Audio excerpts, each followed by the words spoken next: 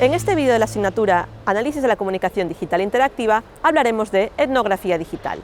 Veremos los antecedentes de este método, los principales enfoques de etnografía digital, las técnicas de recogida de datos más utilizadas y repasaremos algunas consideraciones éticas. ¿Qué es la etnografía? La etnografía es uno de los principales enfoques metodológicos para hacer investigación con personas, sobre las personas y desde las personas. La etnografía nos permite comprender desde la perspectiva de los sujetos estudiados diferentes dimensiones de la vida humana, ya sean experiencias, actividades diarias, relaciones, culturas, entornos sociales y también acontecimientos extraordinarios. El desarrollo de la etnografía como método está íntimamente ligado al propio avance de la antropología humana como ámbito de conocimiento.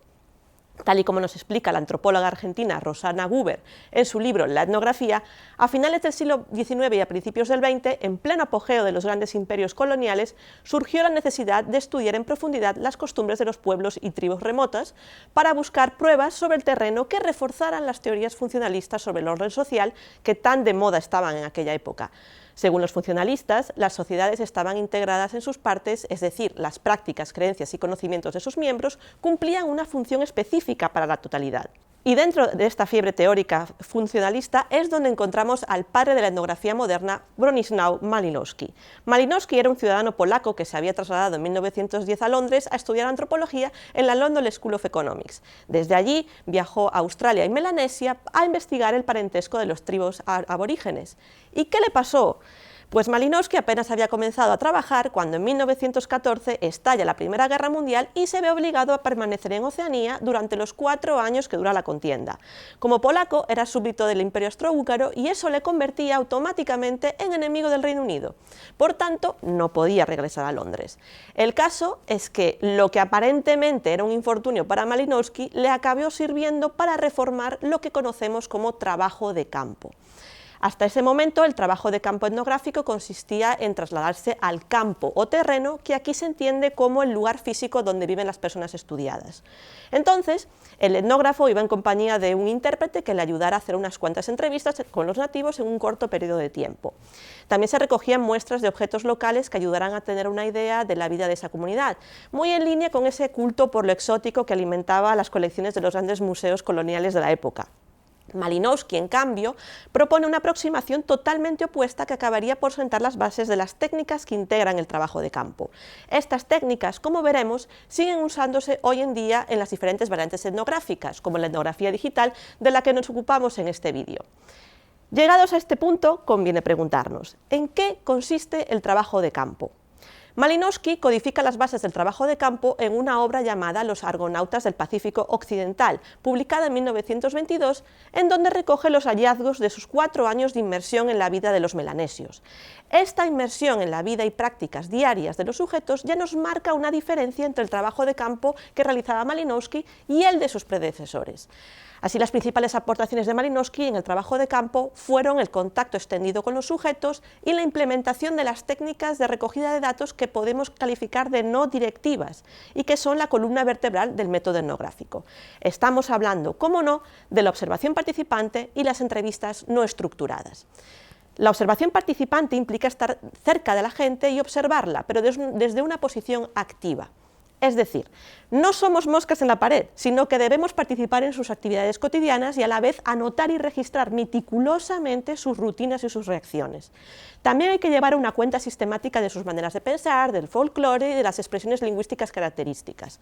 Solo así se puede acceder a la carne y a la sangre de una cultura, como diría el propio Malinowski. El diario de campo que escribimos a lo largo de este proceso de observación participante es esencial para después elaborar una descripción densa de una cultura o comunidad desde la perspectiva de sus miembros. Pero tampoco podemos olvidar la figura del propio investigador.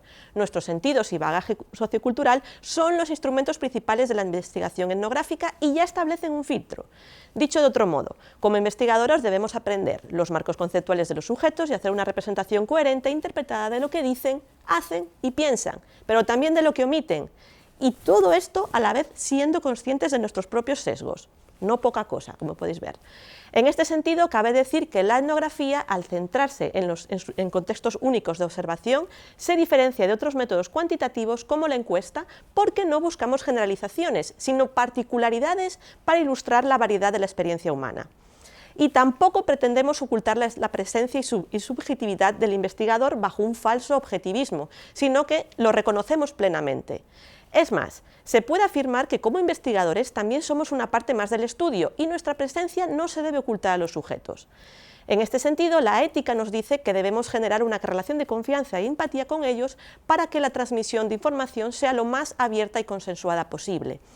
La etnografía, al final, requiere de la colaboración estrecha entre sujetos e investigadores.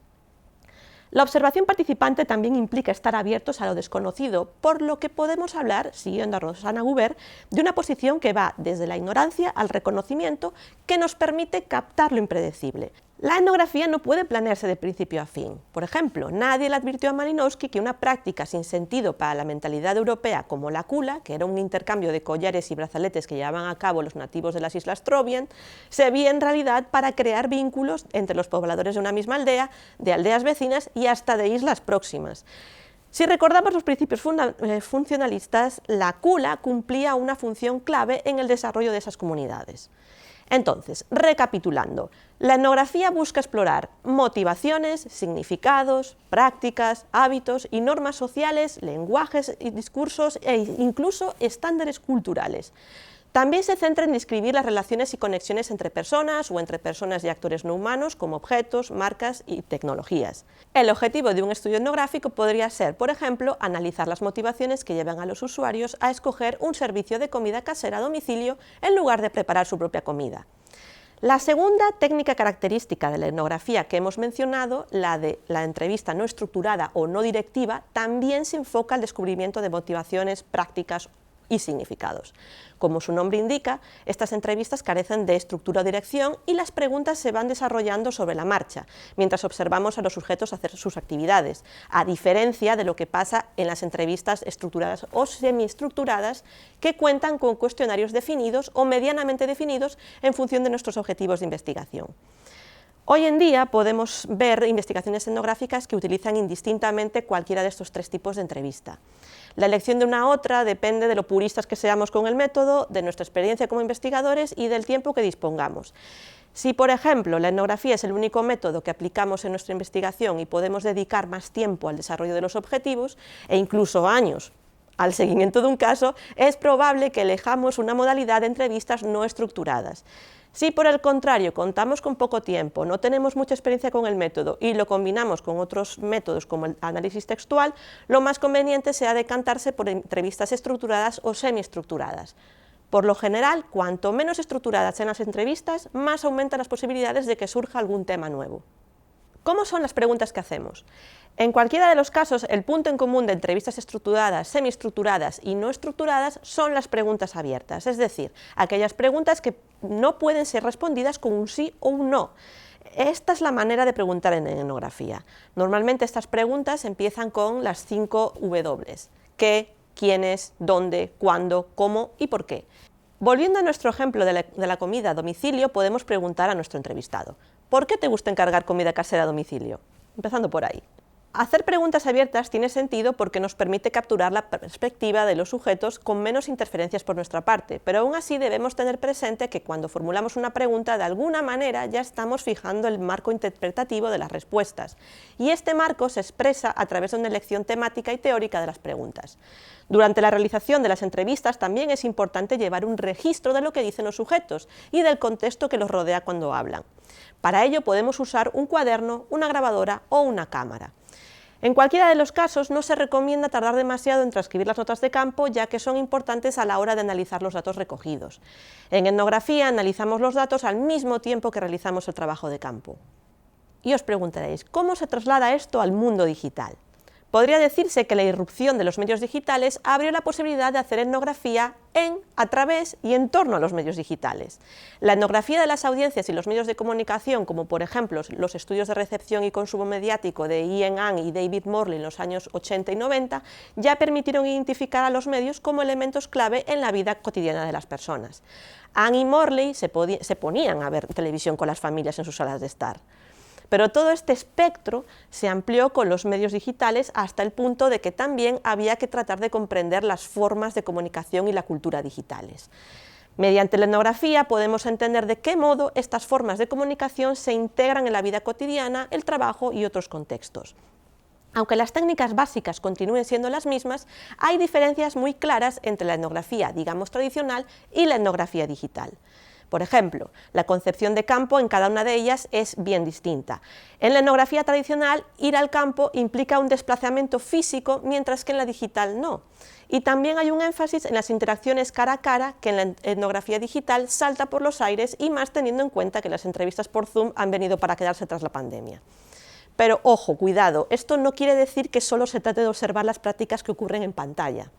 La etnografía digital va mucho más allá y podemos aplicarla a cosas tan dispares como el estudio de comunidades de fans en redes sociales, de comunidades de youtubers y videojuegos, la observación de movimientos sociales y grupos políticos en internet, la monitorización móvil del ejercicio físico que hacemos a diario y hasta cómo se utilizan la realidad aumentada y virtual para el avance de la cirugía, por solo decir unas cosas.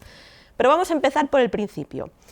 The Virtual Community de Howard Rheingold y Life on the Screen de Sherry Turkle, ambos publicados en los años 90, son los trabajos pioneros para los estudios de Internet y la cultura digital, ya que ponían de relieve las nociones de comunidad virtual e identidad en relación con Internet.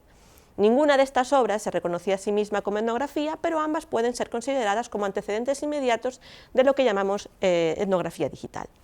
La primera persona en hablar propiamente de etnografía virtual fue la socióloga británica Christine Hine, que en el año 2000 publicó un libro, como no podía ser de otro modo, titulado Virtual Ethnography.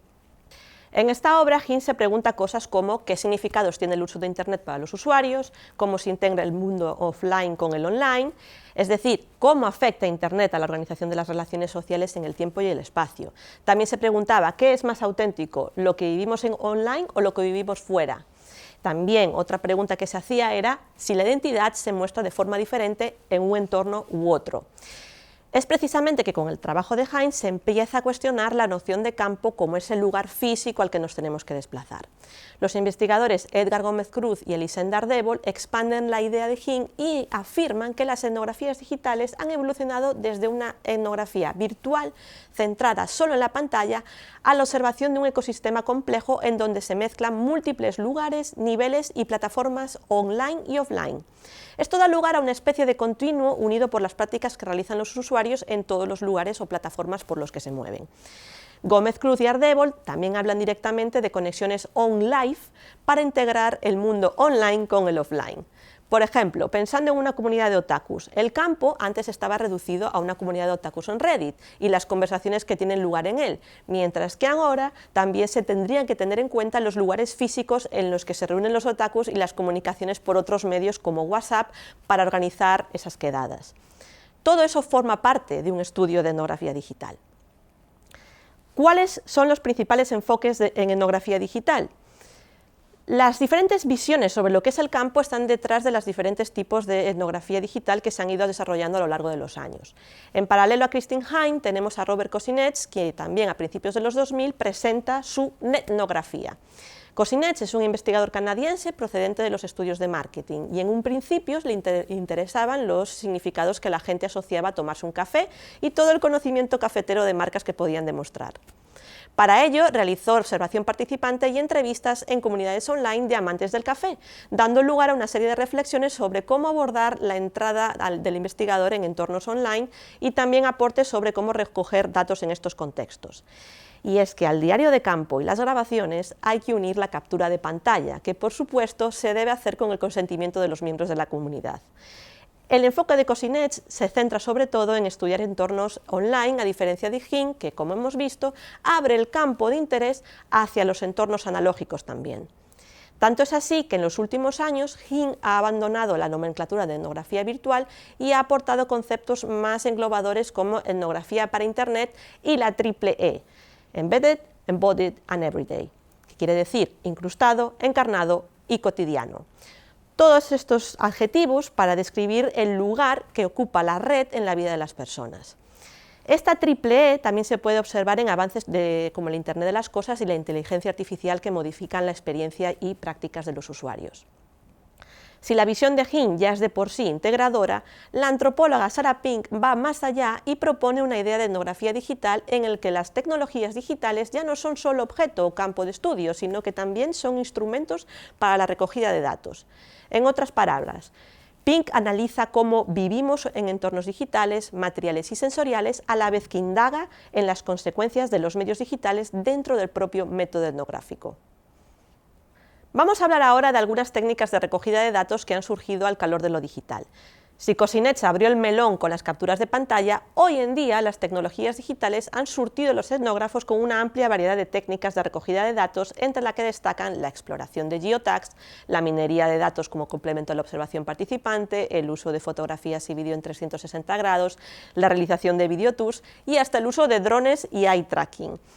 Todas estas técnicas conviven, por supuesto, con otras como la recreación de actividades y hábitos ya realizados, los talleres creativos y el acompañamiento de los usuarios mientras utilizan tecnologías digitales. ¿Y qué pasa con la ética?, os estaréis preguntando. La dimensión ética es una de las partes más relevantes de cualquier trabajo de investigación. ¿Y de la etnografía? Seguro. A la hora de poner en práctica cualquier técnica para recoger datos, no debemos olvidar que estamos trabajando con seres humanos o con datos procedentes de seres humanos. En este sentido, es importante mantener una reflexión constante sobre la relación que mantenemos con los sujetos antes, durante y después del trabajo de campo. Y también debemos tener en mente hasta qué punto nuestra presencia cambia las dinámicas habituales de un grupo de personas cuando saben que las estamos observando. Ya hemos mencionado cuestiones como la confianza y el consentimiento, pero vale ahondar un pelín más en ellas. En cuanto a la confianza, si no se conoce a los sujetos o grupos, se suele recomendar buscar contactos que faciliten el acceso a las personas y al campo. Sobre el consentimiento hay que decir que el contexto es determinante para evaluar cualquier daño potencial a los sujetos. Cada vez es más frecuente el uso de consentimientos informados, sobre todo cuando trabajamos con menores, pero nuestra responsabilidad no termina con una firma en un documento. Tenemos que ser muy claros y honestos acerca de los objetivos de nuestro estudio y mantener un diálogo constante con los sujetos durante toda la investigación. También debemos recordar que los sujetos no son nuestros prisioneros, sino que tienen derecho a abandonar la investigación en cualquier momento. Además del consentimiento, la privacidad y el anonimato son elementos clave. Es esencial mantener la confidencialidad y el anonimato para no poner en riesgo a los sujetos, sobre todo cuando se trata de temas sensibles. En esta línea también cabe acordar con ellos el nivel de exposición que van a tener, es decir, cómo van a aparecer mencionados durante el procesamiento, análisis y publicación de los datos. Normalmente se utilizan códigos o seudónimos para identificar a los diferentes sujetos. En el caso de la publicación de capturas de pantalla, solemos borrar los nombres de usuarios y los avatares. Algunos expertos también recomiendan cambiar ciertas palabras sin alterar la idea del mensaje. De esta forma, el contenido es más difícil de encontrar si lo buscamos en Google, por ejemplo. Pero también tenemos el argumento contrario. Otros etnógrafos sostienen que es lícito mantener las palabras textuales cuando se trata de contenido alojado en redes o páginas semipúblicas, por no hablar de las propias implicaciones éticas de manipular citas textuales cuando estamos tratando de hacer una representación justa y fidedigna de las personas que participan en la investigación. En ese sentido, seamos de un bando u otro, siempre tenemos que garantizar que los sujetos se reconozcan en la descripción que hacemos de ellos.